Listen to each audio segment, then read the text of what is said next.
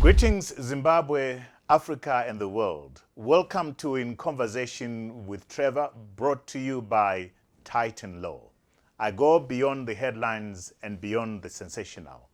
Today, I'm in conversation with Ntabazinduna Chief Felix Ndiweni.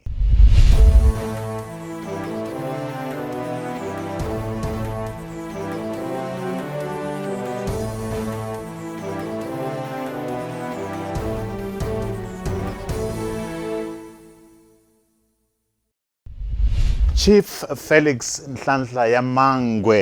Ndiweni, welcome to, that's a mouthful. Welcome to In Conversation with Trevor. Pleasure to be here. Excellent. And it's a wonderful time to meet here. Excellent. Yeah. We're delighted to have you here. You step into big shoes. Your father, Chief Ndiweni, who was chief before you and lived from 1913 to 2010, was a larger-than-life character, controversial in many respects. Tell me, what role did he have in shaping who you are? He had a profound effect on me. Obviously someone who is your parent, your father, but nonetheless an individual who's been in the office for close on nearly 71 years. So it's rare to come across an individual like that, who's in the office, in the work for 71 years. That is a wealth of knowledge and influence they impart on you. The great shaping that it did on me was really its simplicity itself. You have to be a listener. Take time to rationalize things. Take time to understand things. Don't prejudge people. Don't prejudge things and events. Because he always tell me that history has a nasty habit of playing the same song again to you. And if you didn't hear that song the first time, listen well. It will come to you again. So those are the great things that he imparted over to me. So even if he was in the hustle and bustle, I mean, when I was reading up some articles about him clashing with the then Prime Minister Ian Douglas Smith on many occasions, being threatened with court actions on many occasions, it did not fluster him. He was not troubled because he was a rational individual, and he was a man of faith and spirituality and Ubuntu all rolled into one. So for him, he imparted into me that being a chief means that you have a higher calling that really puts your personality, your being, second fiddle to this role that you've been given. And yes, I saw it. I saw it on a day-to-day basis. And he clashed with Robert Mugabe? Yes, ferociously. Ferociously. He clashed with him head-on principle, on beliefs, on theory, on government, on all those things, because he had a long-term view of what this nation should be, of where we should be going as a people.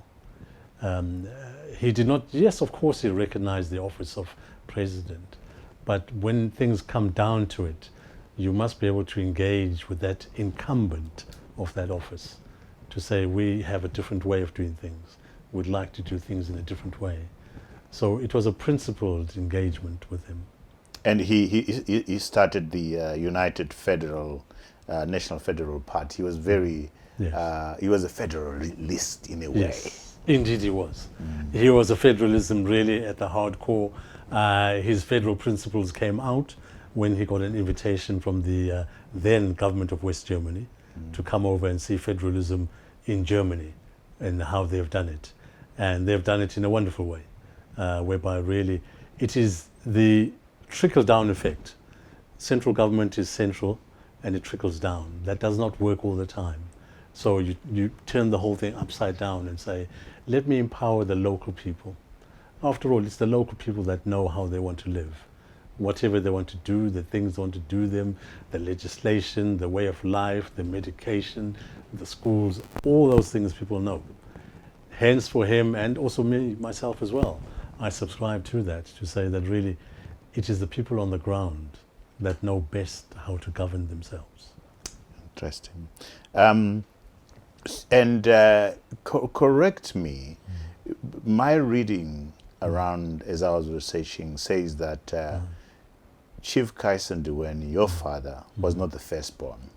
So he was made a chief, even though he was not the firstborn. Yes. Explain to me the precedent and how far that goes back. Yes. I think sometimes we tend to rush these things, and we tend to try and think we understand it totally. How the chieftaincy succession happens, whether you're looking at from the southern part of Zimbabwe, which is father to son, father to son, father to son. In that arena, you're looking at saying, well, okay, to son, which son it is that you're looking for. It is not naturally all the time the firstborn son that becomes chief in a chieftaincy succession, or even in a monarchy succession with the Khumalo clan. It is only one criteria that you're addressing. That child is born first, the firstborn son. Then follows another test for that son. That son's character, their conduct, their morality, all those things come into play. So, yes, you pass the first criteria of being the firstborn son, but the remainder of it, do you really actually fit that office? Because you have to govern people. You have to be able to lead those people. So every single chieftaincy, every single royal family has that second part of the criteria to say, is that person fit for that? For the late Chief Ndweni, my father, he was not the firstborn son. The firstborn son was Ubaba Unzekhe. Ubaba Unzekhe wayelolaga, wayechaya abantu, wayenatha utshwala, wayejile. Right. Elolaga echaya abantu ngezigodo ezingaka for minor things. Explain that to our viewers who don't understand Ndebele. Yes, translating it over, I was saying my grandfather, older grandfather, Nzekhe, he had a temper. He was a hard drinker. He was a womanizer. He was a rabble-rouser. Everything the Ndweni clan did not want a chief to be. That disqualified him. It immediately disqualified him. So when it disqualified him on that score to be a chief, even though he was the firstborn son, the elders, the clan Ndwenis, stood up and they went to Cholocho to pick up the young Kaisa Ndweni from school, brought him back from Cholocho to Ntabazinduna in the presence of Unzekhe and the others to say, we will enthrone him as the chief of Ntabazinduna. So it is those calibers, those issues that... Had there been a precedent before? Within the clan, the Ndweni clan, the Tambo clan, that precedent goes back at least 2 to 3 generations in the back. Right. So Chief Kaisa Ndweni was not the first. He was following a well-established precedent. And even if you say, here's the Ndweni clan of Ntabazinduna, there's a bigger precedent. If you say the Ndweni clan, we are from the greater Amangwe clan. We have a reigning monarch right now today, Inkosi Mangete, the King Mangete in South Africa. He is also not the firstborn. Even if we go to the Khumalo royal family, Mbulaz, Mzilikazi was not the firstborn. Lobengula was not the firstborn. So there's always this criteria that comes in, that kicks in, to say God has given you the grace to be firstborn, but qualify your character. Interesting. We've spoken about the role that your dad had in shaping you. Yeah. What about your mom? My mom has a huge role. Explain that to us. A powerful role.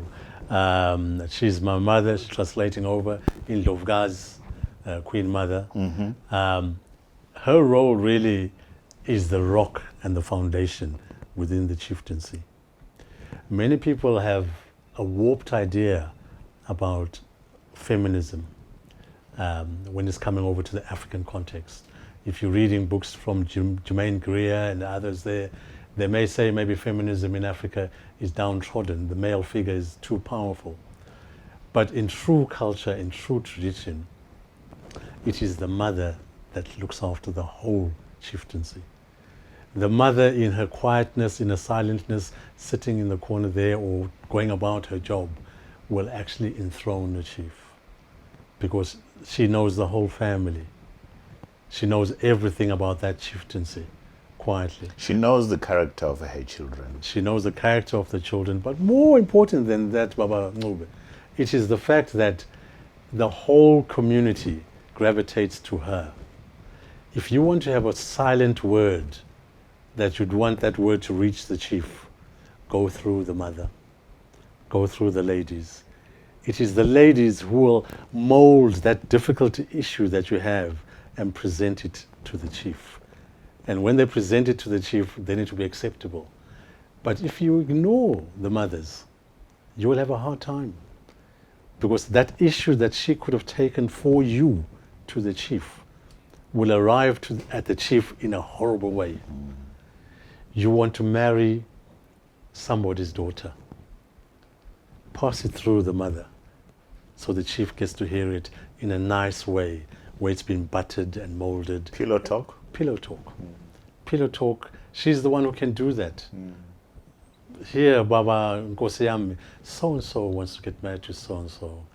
I think it would be wonderful. So it's very good to be in good books with... That is it. That is the only way through. And even putting it on a historical context, when there was the Matabeleland revolt, first and second, down in the southern part of the country, it is Cecil Rhodes who finally understood it, and he went through the women folk to get to the men folk. That is why the ceasefire was called at Motopos Hill, because it came through. They told Cecil Rhodes to say, if you want to approach our men folk, present yourself unarmed. Disarm yourself. Because these are people, these are warriors. They will not attack you if you are disarmed. And he did that. And that is how the talks began. You were born in 1965, and you have a fascinating upbringing. You moved to London in 1981. And you worked as an auditor for Waltham Forest Council. Yes, I did. What were the highlights of that? Did you walk around the streets of Waltham Forest thinking, one day I'm going to come back and be a chief? No, I didn't. To start at the beginning, I know it's been reported in the media that I was born in 1965. I was born in 1963. Okay. So it's an error that came into the media and the likes then. Thanks for that correction. Yes. Yeah? But within Waltham Forest, which is in the east side of London, there I was actually a street crime warden. The auditor stock taking I did prior to that. So in Waltham Forest there, I was doing things like community cohesion and diversity, and also looking at the low-level crime that's around there, looking at drug issues, drug gangs, yardies, prostitution, all those kind of things. I was the first link within the police arena, whereby they were trying to look for a softer touch into the local community, especially the communities that felt as if they were being pushed out of the normal society in London, to find a way to engage those. So yes, we would identify a gang, a street gang. I would go there, I would find a way to get into them. I would try and find how the street gang operates, who are the weak links in it, can I get into those weak links, and gently but surely bring them over, out of the hard things which they were doing, and bring them into a normal society and an everyday society. How long did you do this for? I did it for about 5 to 6 years. 5 to 6 years. Yes. Has it shaped the way you operate as a chief at all? It has, because obviously it put me in the forefront. It put me in the forefront in a dangerous situation. It put me in the forefront in a difficult situation. So a large component of that role involved things like mediation, conflict resolution, dealing with tricky, difficult situations. If Wilson Brown does not want to talk to you, you need to find a way of how to talk to him. Even if he's coming from a very hard position, whereby, Ndweni, I really do not like you, I don't want to talk to you, I had to find a way of coming around to eventually talking to him. So obviously it has shaped me as a person in this role, that really I cannot have no-go areas. I have to engage people. I have to talk to people. So really it shaped me in a strong way. Fascinating as I was looking at reading around you, that President Robert Mugabe had no qualms about you being Ntabazinduna chief. Yes. Talk to me about that. Yes, he had no qualms about it. The Ndweni clan put together all the paperwork that was required. We followed due diligence in procedure and protocol of how a chief is given that substantial chief record by the president. And it came to his table, and from what we've heard, he stamped it so quickly because everything was in order. Now, after that, which is after 2014, what came into play was politics. The political arena from different corners had various issues that they would like to try and do. Okay, so before we go in there, so the papers goes to the President Robert Mugabe, stamps them quickly, he's happy with the papers. Yes. September 2014, you are installed. Yes. At a ceremony where there are chiefs from South Africa and so forth. Describe that to us in a nutshell. That really was something that obviously I did not plan. It was planned by the elders. When you find yourself in that position, you are just basically an individual just removed from A to B to C to D. They're the ones in charge of the whole area. They did something profoundly heavy. Baleta inkosi yamangwe. Translated, they brought the king of the Amangwe clan. Flew him all the way from Vryheid, KwaZulu-Natal, to do a ceremony, Baba Trevor Lapa, which has not been done in this country in 126 years. Wow. We're talking deep history here, historical. He performed the ceremony, which I cannot divulge for cultural reasons. We respect that. We respect that. But it was the first time a reigning monarch lifted up a new chief, a new Nkosi. Has not been done in this country in 126 years. So you were installed Yes. in the amazing beauty Yes. that you describe, deep culture and Yes. everything else, Yes. and then you have your brother Joram Yes. going to court Yes. to challenge, an agent chamber application to challenge your installation. Yes. Why is dear brother Joram doing this? I think one of the things that came over that whole issue was part of the political arrangements that come in, whereby, and I think it's fair to say, And let's clarify, Joram is your elder brother. Joram is the elder brother. Yeah. My elder brother here. He is the firstborn in our family, via the chief and my mother, Masubu. He's the firstborn in that family there. And then after Joram followed 7 girls, and then came myself. Okay. So he goes to court to challenge your installation. He goes to court to challenge the installation. It is on the basis of being the firstborn son, and really that is the only basis that comes through. But then again, the documentation that came through showed that there were politics coming into that, because even if you're claiming to say on the grounds of my being firstborn son, I need to be chief, then one could easily say, well, actually he's not the firstborn son. We have another brother who was not my mother's son, but he was the firstborn son of the late Chief Ndiweni. He's called Matabeleland. He's alive, he's well, we work together. He saw me off at the airport this morning when I was coming here.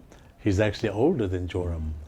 So even if someone wants to try and challenge the issue to say firstborn son must always be there, I will be pushing the card to say, here's Matabeleland. What do you say about him on that? But with that one there, Trevor, really it came, I think, the impetus for that urgent chamber application came from the political arena. It was ill-informed, ill-advised. It didn't succeed. It didn't succeed because really its grounds that it had, and even the grounds that it has even today, do not hold water, culturally and historically and legally. You have the support of your mother, and we just highlighted how important mothers are. Yeah. Your mother Agnes supports Yeah. you. Your sister Lydia supports you and some relatives, Yeah. and it looks like you do have the support of the community. How much comfort does that give you? It gives one a great deal of comfort, because really, if you're doing a job, and irrespective of myself, but anyone anywhere in the world, if you're doing a job, it would be nice to know that people support you in that job. So for Ntabazinduna, we have the support of the greater Ndweni clan. We have the support of the whole Amangwe clan going further there. We have the support also of now His Majesty, King Bulelani Khumalo, from the Khumalo clan. That's also there. But also more closer to home. Every chief in it, every traditional chief from this part of the country had to be a commander of a regiment. The regiment that we in Ndwenis in Ntabazinduna used to command was called the Ntababaloyi regiment. Just like Wabu Khumalo Mchana commanded the Mbizo regiment. So for myself, the Ntababaloyi regiment, for want of a better word, supports me wholeheartedly, is there. Hence, really, I'm not too worried or fazed by the tabloids when they go off to say challenges and clashes amongst the Ndweni clan. And There's nothing of that sort. they want to sell papers. You sleep well. They want to sell papers, Baba. It is a cunning sales pitch. We'll get to the politics, but Yes. now I want us to focus on what's a day like in the life of a chief? What are the challenging things? What are the stuff that you look forward Yes. to? I think really the role of a chief has changed profoundly over the decades. Nowadays, really, it is a hothouse. And here in our country, we still have a lot of work to do to make that hothouse work.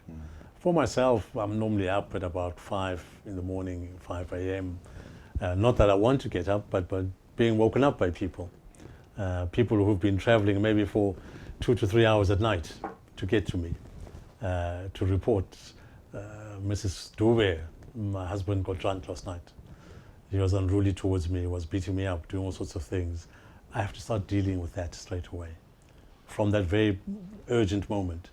The next moment I'll be dealing with something in the local schools, whether there's a whole group of people who've not managed to pay the school fees. How can I coax them, encourage them to pay the school fees? From then onwards, I have to deal with local government who's coming in with issues, or the local police coming up with issues. But I don't know whether a lot of people, Trevor, understand that when you're a chief and you're actually a proactive chief, everything that happens on your turf, in your area, you are responsible for. That's what the government of the day has said.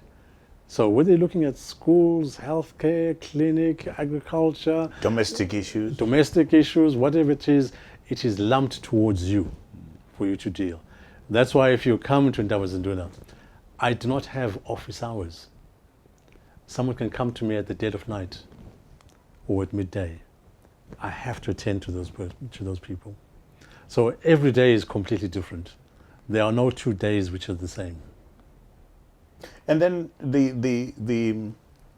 you get challenged, rather suspended, by the Matabeleland North traditional leaders, provincial assembly, on the grounds that your chieftainship is being contested. After what you've just explained to us, where is this coming from? I would say my colleagues, I think they were rounded on, because really there's nothing new to talk about. And even when I hear the feedback from some of my colleagues, letters from 2009 were being read out, 2010 were being read out. These were all letters that were already read before, found to have no validity, and chucked away. Just to give you a snapshot of how the process works. The Ndweni clan sit down. They talk to say who is going to be the successor to the late chief. When they come to an understanding, they take that whole file to the district assistant and give it over to say, we have completed our work. The district assistant takes the same file to the provincial administrator to say we've completed everything. The provincial administrator takes that file to the Minister of Local Government, who has portfolio responsibilities for chiefs, and hands it over to them to say the Ndweni clan have completed all the work. Here it is. Through that whole process, it's being sifted and verified, sifted and verified. When it goes from there, it goes to the Matabeleland North Chiefs Council. They also sift it and verify it. When they're happy with it, they take it to the National Chiefs Council. They sift it and verify it. After that, it is taken to the Attorney General, who he sifts it and verifies it. After the Attorney General is happy with it, he takes it to the President's office and sifts it and verifies it. So it is highly unlikely, Baba Trevor, it's highly unlikely, highly improbable that through all those layers I've just been going through, one letter got through or was not read or not verified. So I think it's one of those misnomers that happened in the meeting there. And when they say suspended, technically that's not true also, because there was no letter written out to say, Chief Ndweni, here's the letter, you are now suspended. So what is the correct position? The correct position, as my lawyers said when I was talking about it, they said, Chief Ndweni, that was just a conversation in the bar. The chiefs were having a conversation in the bar. Right. It has no legal bearing. It has no legal merit. It changes absolutely nothing at all. So as we sit here, you are legitimately the chief of Chief Ndiweni of Ntabazinduna. Very much so, Trevor. Very much so. And for that to change, the amazing thing is that for that to change, the president of the country has to put together a commission of inquiry regarding the chieftaincy of Ntabazinduna. But even then, they can't do that there because whilst there is an incumbent chief, it is difficult to put that commission together. But here's the crux. Even if he did that, he has to work in collaboration with the Ndweni clan in Ntabazinduna. If the Ndweni clan do not agree with the president of the day, then the president of the day does not get his wish. It all spins on that, because this is a strange job. It is the only job that I know of whereby you get that job according to your blood type. If you are not a Ndweni, Trevor, you cannot be a chief of the Ndwenis. Okay. You've criticized the government over plans to evict commercial farmers, Yes, the very much Parsons so. and the Debres. Very much so, yes. Very much so. Could you, in a nutshell, explain what that was all about? And could this be the genesis of your problems? It definitely is, Baba, it definitely is. You know, when you fight with somebody, like we did in the past historically, we've got a little place there in Ntabazinduna called Gadad. Technically, Gadad should be the first hero's acre in Zimbabwe. It is where King Lobengula's Zimbizo regiment, the main regiment in his armed forces, clashed with the first colony of mercenaries that came to this place. They were carrying machine guns. It was a clash of nations, a clash of cultures, a clash of races, a clash of everything. The Mbizo regiment on that day fell in 1893, November. When the Mbizo regiment fell, that was the end of King Lobengula's reign, technically, because his main regiment had fallen. But after such a clash, you then become brothers in arms with the people you fought. Anyone who's fought huge battles will tell you that after the ceasefire is called, you become brothers in arms. So when we come zipping forward to 2019 and we're talking about the Parsons family on top of Ntabazinduna, it is right that they're there. It is right that the Parsons families are there, because we became brothers in arms. And Ntabazinduna mountain has a huge meaning to the Ndebele nation in the southern part of Zimbabwe. For that is where King Lobengula came. When his father, King Mzilikazi, left Natal, he was told, go out north. You will come across a singular mountain. That mountain is in the midst of a flat plain. It has two little nqeles on either side, small little hump mountains. That is where your people should be.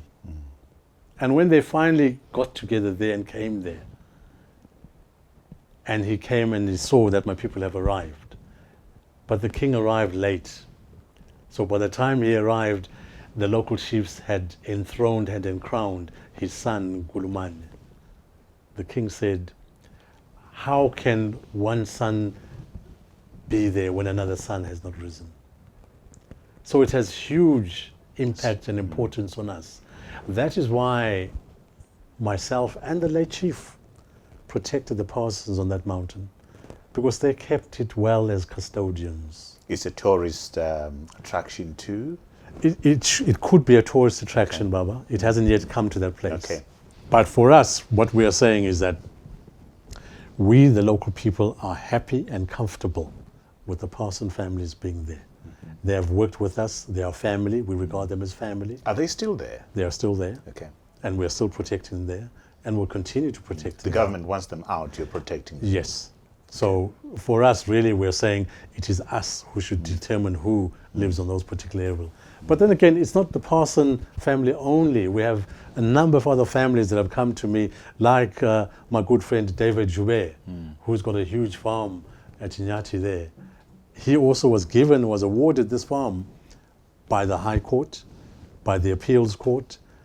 And yet this very day, Trevor, this very day, when all those courts have given a man a farm, you have the ZRP, Zimbabwe Republic Police, taking over the farm. Obviously, that's an issue. That matter is before the Attorney General. There are talks, there are conversations.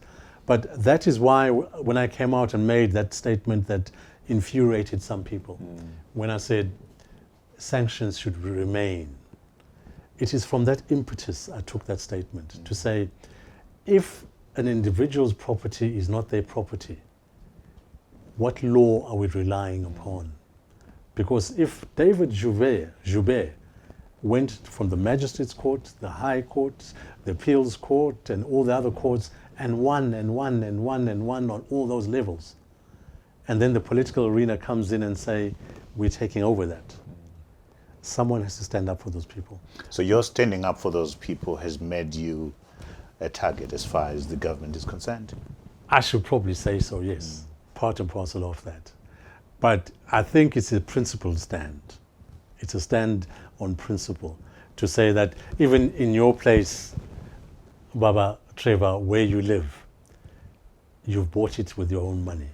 It is yours. It is your place. There should be no one, no matter what position they are in the government, who should be able to come over and say, I'm taking it away from you. I'm not even bothered to say the Parson families are white. It's irrelevant to me. Completely, thoroughly, totally irrelevant. It is the principle I'm after. To say they have a legal right. They have a proper right there. It is justice. You've also been outspoken on Gukurahundi. Yes. Could that also be a problem, that an issue that has caused this seeming yes. conflict between you and the current administration of President Mnangagwa? Yes. I think you are right there, Trevor, as well. You are right. The Gukurahundi, as it's called, for myself, I prefer the term Ndebele genocide, because it has been ratified as that in all reasonable academic arenas and the likes internationally. They've classed it as a genocide. It is difficult for me to see how this country can move on if such a thing has not been dealt with, and dealt with by seriously. We must deal with it in a judicial way. There's no escaping that. There will be people incarcerated. There will be people put in front of judges and juries and the likes for it. Because it has brought out the G word. Genocide. Genocide. It is the G word which humanity has said, when you bring that word out, that means people have done the most heinous crimes known to mankind. Now, when you have that kind of thing in us, in Matabeleland, how do you ignore that? So how do we move on from where we are now as far as that G word is concerned? The only way to move on, Trevor, with this particular area is to follow the well-established routes of investigation, establishing the truth, putting the proper things in place, putting the legal framework in place, and yes, calling up individuals who've been identified as having taken part on this thing, dealing with it in that particular way. In that process, there will be a place whereby forgiveness and the likes will come in. But it is the victim who determines this roadmap. It is not the perpetrator. When I hear people talking left, right, and center, and some people saying, Baba Ndweni, some of our perpetrators are sitting in government today. How do we move forward with that? We have to put it in a legal framework. We need to find closure. We need closure on that, Baba. And we cannot get closure if someone chooses to say, well, let's just do a truth and reconciliation committee. That does nothing. That touches us nothing. It is absolutely nothing. In fact, some people would call it an insult. In any case, who should decide how we proceed? The victims or the perpetrators? It has to be the victim. On all those scores, it has to be the victim who determines how we move forward with this whole thing. And I would say to those who are maybe worried that they'll be viewed as perpetrators, do not be worried. Do not be worried at all. Present yourself to the victim. Present yourself to the law. Present yourself to justice. Present yourself to be judged by your peers. And I talking to David Coulthard, we've had him on this show, Yes. And David Coulthard interestingly says, most of what the victims want is to hear, I am sorry, to be forgiven. They're not even asking for compensation. Is that your sense? That is the sense that is there out there, Trevor. Yeah. A huge amount of it is that. But that huge amount only comes in after they've passed the initial phase of the justice, the truth-telling. It is the truth-telling and the justice that comes in, which gives the victim the power to say, what do we as a society do to the perpetrator? Your house has been burgled. It's been burgled. You caught sight of the burglar as they made their way out with your expensive phone, your videos, your cars, your everything, and they went down the road and disappeared. You go to the local police to make a police report. I saw him, description, this, and this happened. It went this way, particular way around there. Now, how would you feel, Trevor, if the police then says to you, no, Trevor, we know where he stays. Let's put you together with him so you can reconcile. You went past the pawn shop down the road and you saw your phone being sold off. So part of your property is gone. And the local police is saying, no, Trevor, let's mediate between you and the thief who disturbed your whole piece. This is the connotation I'm bringing over. Sure. To say, we need to deal with that part first. And then the reconciliation, the likes will follow afterwards. What are the prospects of that happening? I think the prospects are very, very high. Why do I say that? Because the issue of the Ndebele genocide is now quite strong in the international arena. There can be no conceivable solution to the Zimbabwe problem or issues, whether you're talking about economy or the right to vote or all the myriad of things that have gone wrong in Zimbabwe. Those will be addressed at some point in time, but also in the midst of that will be this issue that will be addressed. So we're coming up very, very closely to it. So really I'll be saying to people that if you're worried about the economy and how things are expensive and things like that, those things will be dealt with in attached some way, some form to the issue of the genocide thing. You're also passionate about the restoration of the Ndebele monarchy. Speak to me about that. Oh, Trevor, you are throwing heavy issues at me. But yes, no, I am indeed. I'm extraordinary. Let's have the conversation. Let's have the conversation.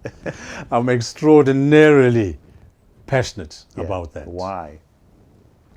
Because in our country, we recognize 16 official languages, which means we have 16 nations in Zimbabwe.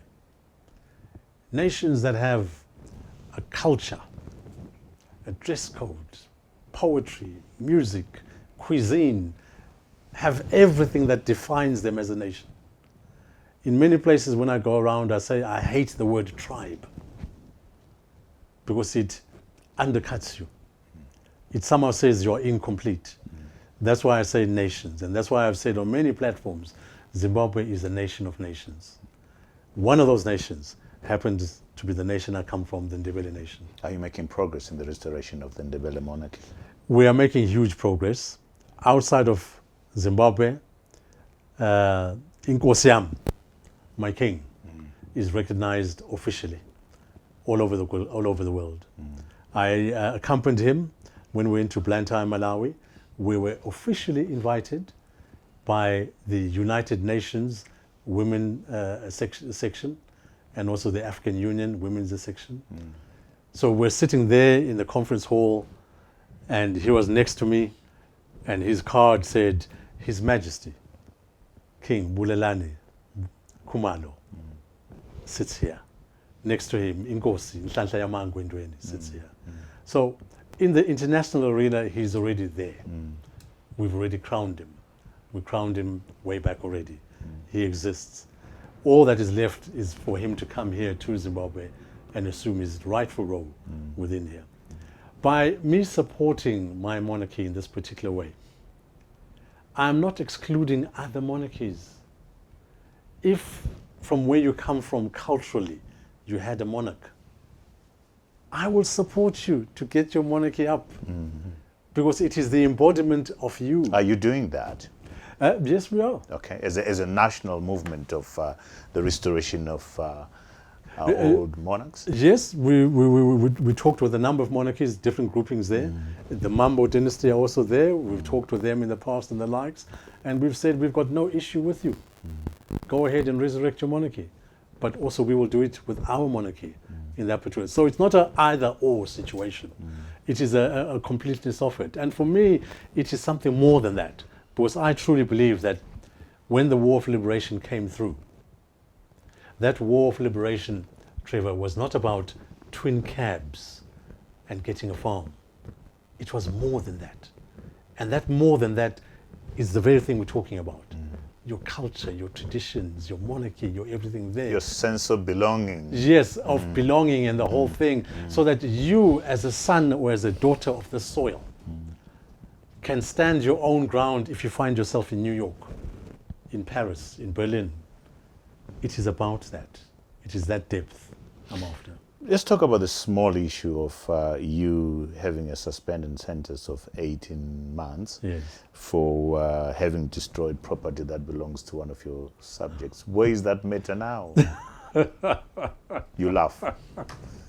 I laugh, because it's something which has been played in the media so much so. But really it is a non-entity.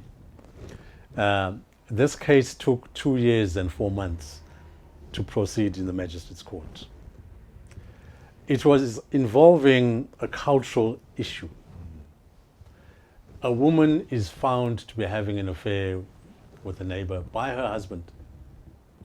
The husband finds her in the act in the bushes. The husband comes to the chief to say, Baba, into le singayenza kanjani? Into le yangiduba kakhulu. Inkosikazi ngiyitholile egangeni lomakhelwane. Kumele siyibambe ngesintu. siyiqondise ngesintu.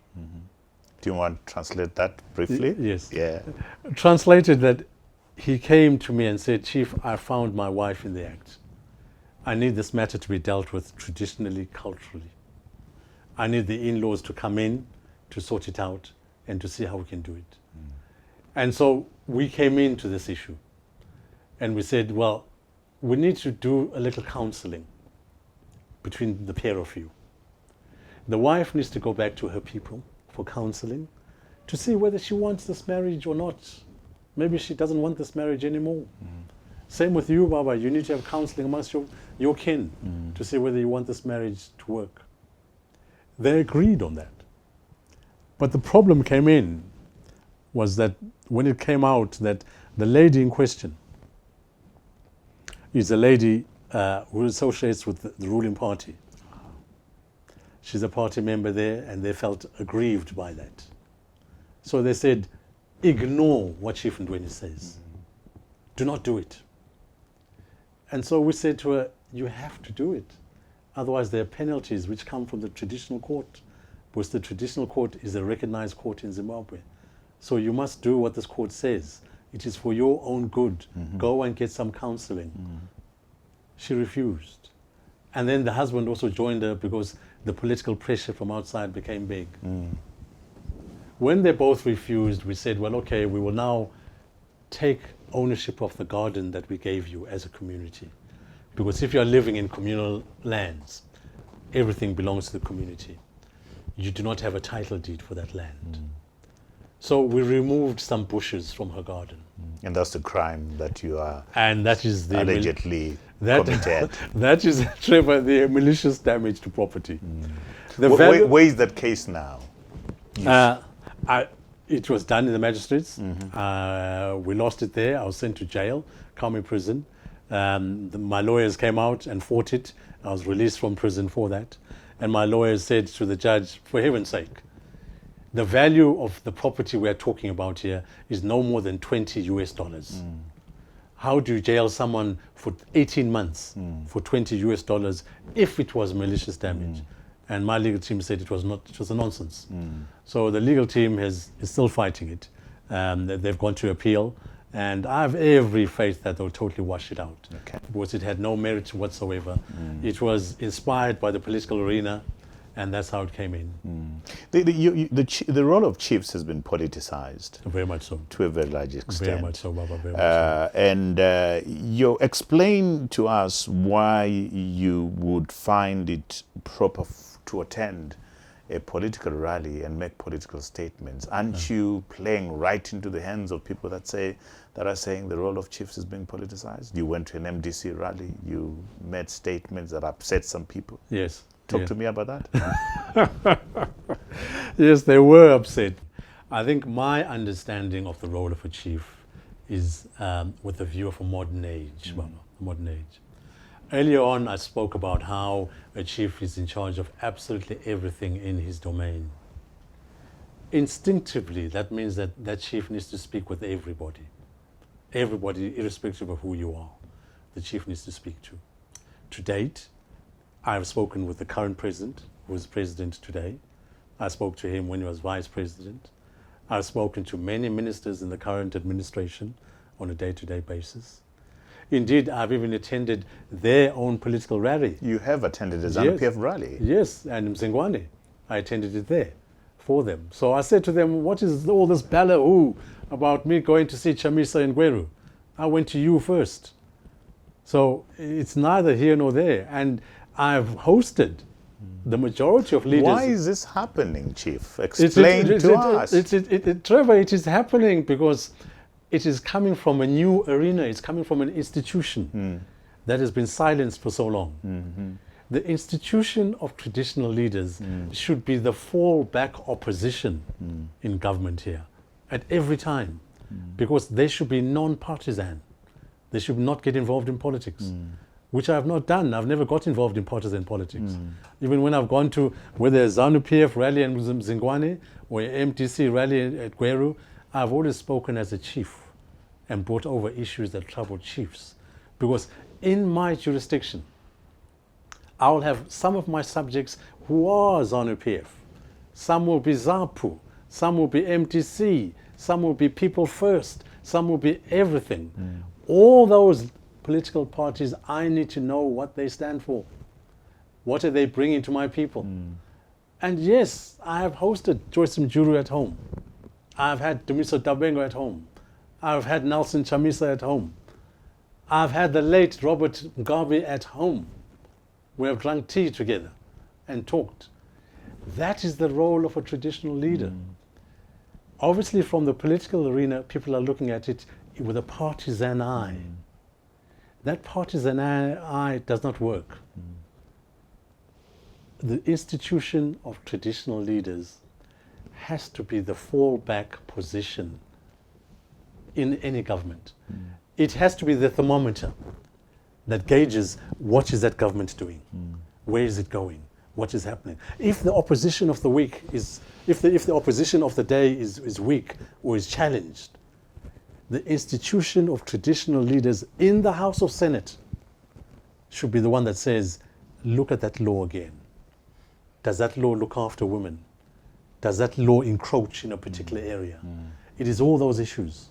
So for me, that is the way I look at the role of traditional leaders. And actually, that is the future.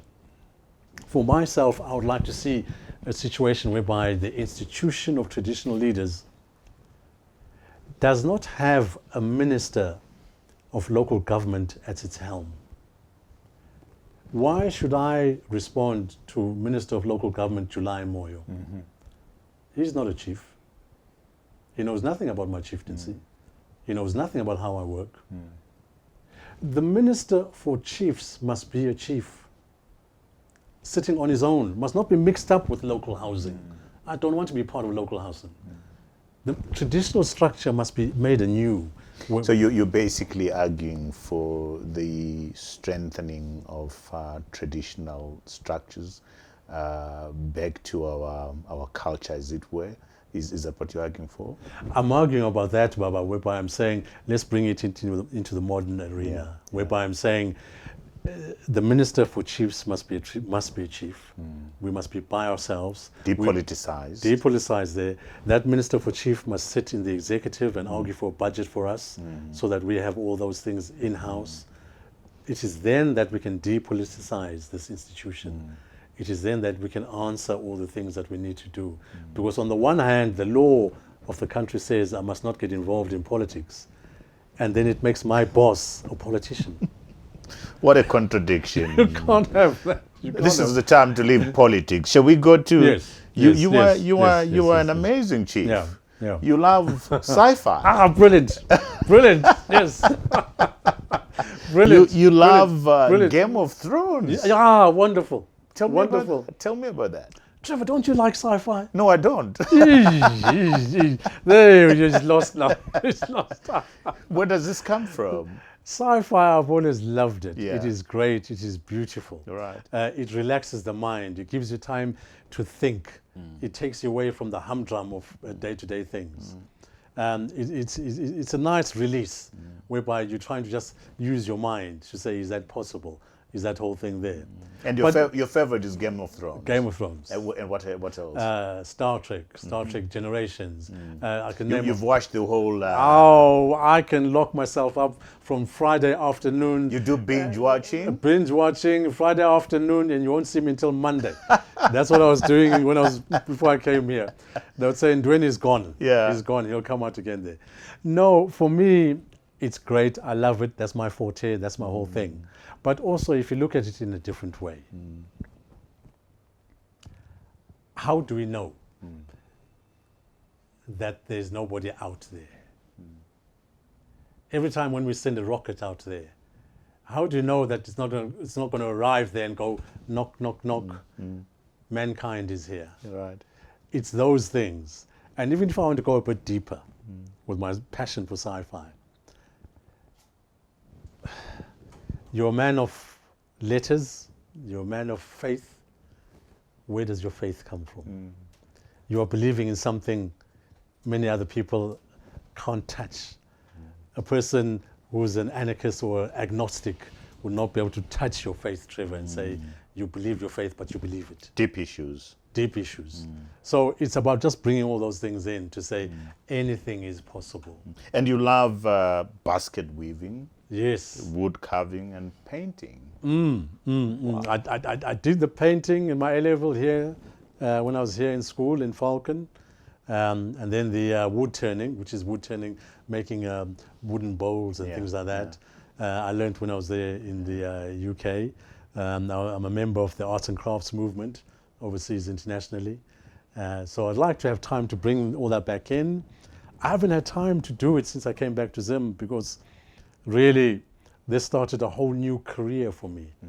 I thought I was going to have time on my hands, but I haven't. I've got the reverse. So when it comes to wood turning and basket weaving and crafts, these are the things that I know in my community people can make a livelihood from. Do you have time after you've finished binging on sci-fi to read books? Yes, I do. What books have you read of late that you recommend to our viewers who love reading? It's a book that I didn't read quickly, and I know many people have read it prior to this when it came out. It's an old book, and the person responsible for this book is now late.